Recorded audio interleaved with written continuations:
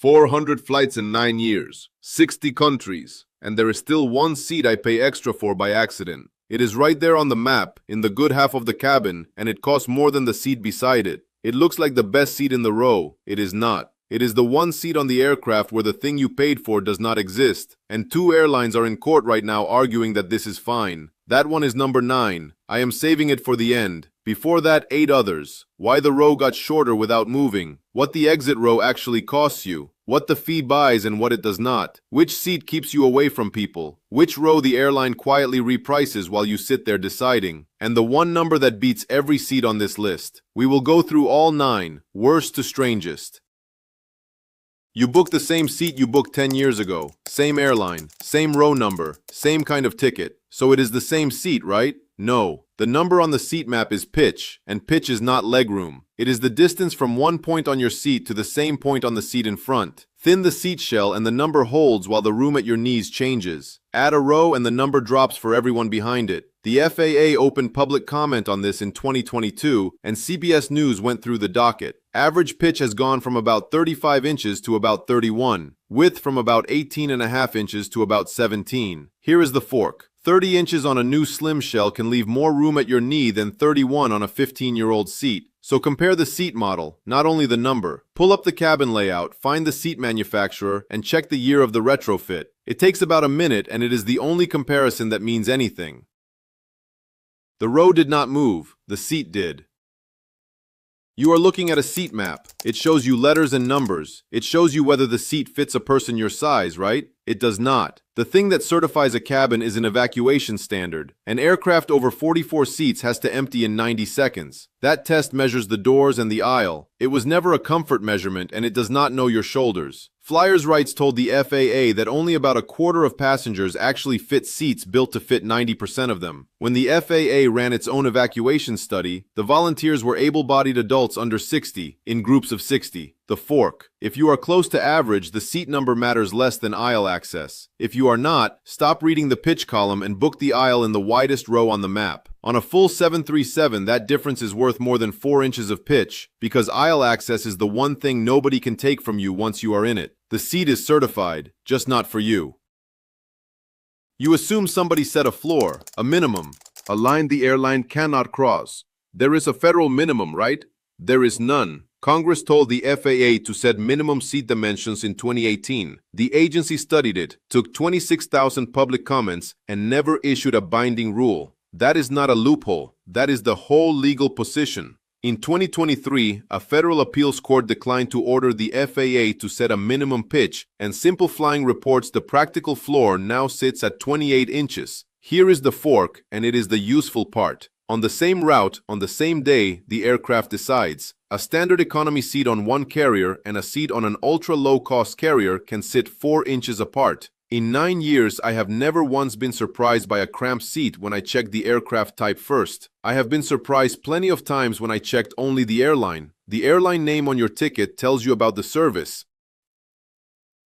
The 3 letters and 3 digits under it tell you about your knees. You are not booking an airline, you are booking an airframe.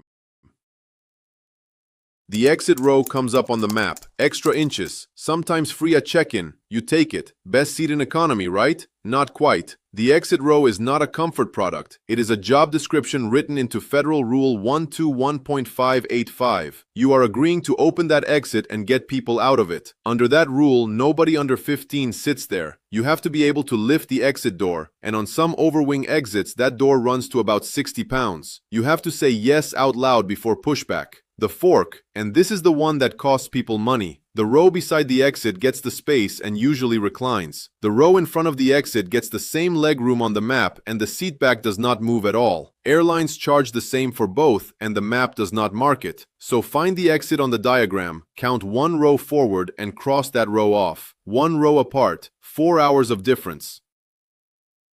If any of these have already cost you a flight, subscribe, because the next 4 are the ones people pay for on purpose without knowing what they bought. You get to the seat map and the good seats are gray. Everything open costs $11 or $29 or $70. Feels like a small charge, right? It is not small. A Senate subcommittee published the first public count of this in November 2024. 5 airlines took $12.4 billion in seat fees between 2018 and 2023. More than $3 billion in 2023 alone, up about 50% in 6 years. Here is the fork. 2 labels sit next to each other at checkout and they are not the same product. Preferred is a position. It buys you a lower row number and an earlier exit from the aircraft. Extra legroom is space, and it is the only one of the two that changes your knees. I paid for preferred seats for years thinking it meant room. It means I get off the plane 4 minutes earlier. Read the word next to the price and not the color of the seat, because the color is the same for both. 4 minutes, $29. You open the booking page twice and the seat price is not the same number.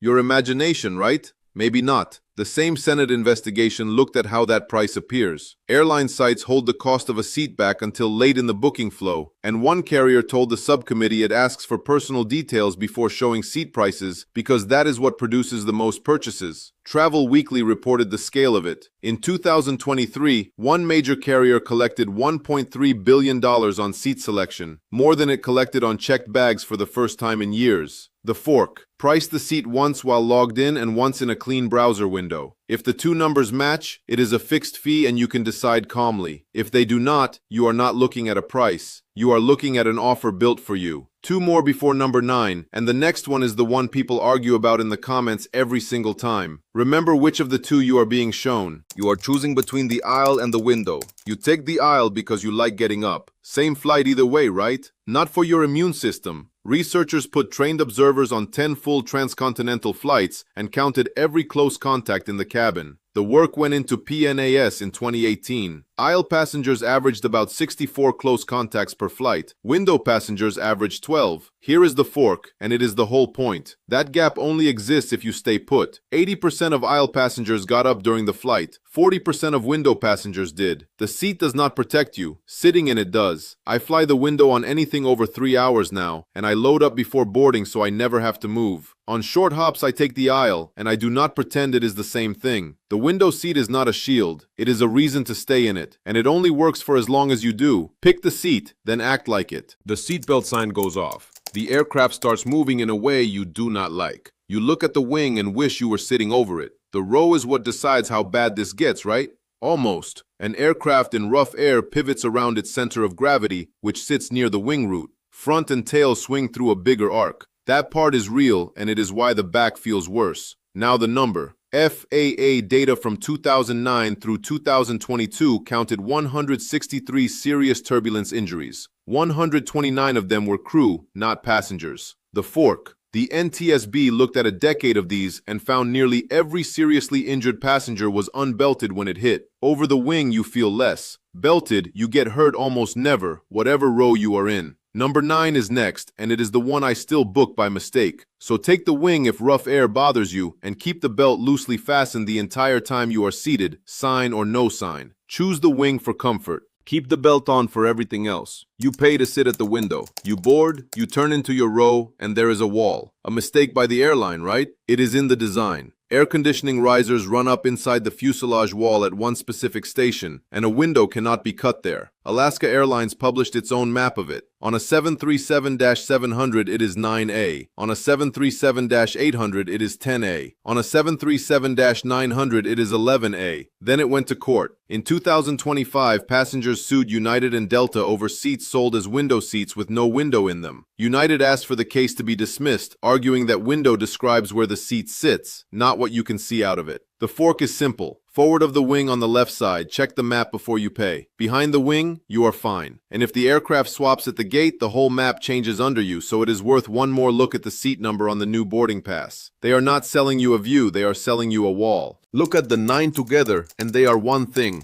The seat map is not a picture of the cabin. It is a price list with the reasons taken out. Pitch hides the shell. Preferred hides the position. The window hides the duct. The exit row hides the job. Every one of these is an airline putting a label where a fact should be. You are not choosing a seat. You are reading a menu written by somebody who would rather not explain it. Once you know what each label hides, the same map starts telling you the truth. Take one thing with you. Check the aircraft type before you check the seat. Everything on this list follows from that one line on your booking. New video every week.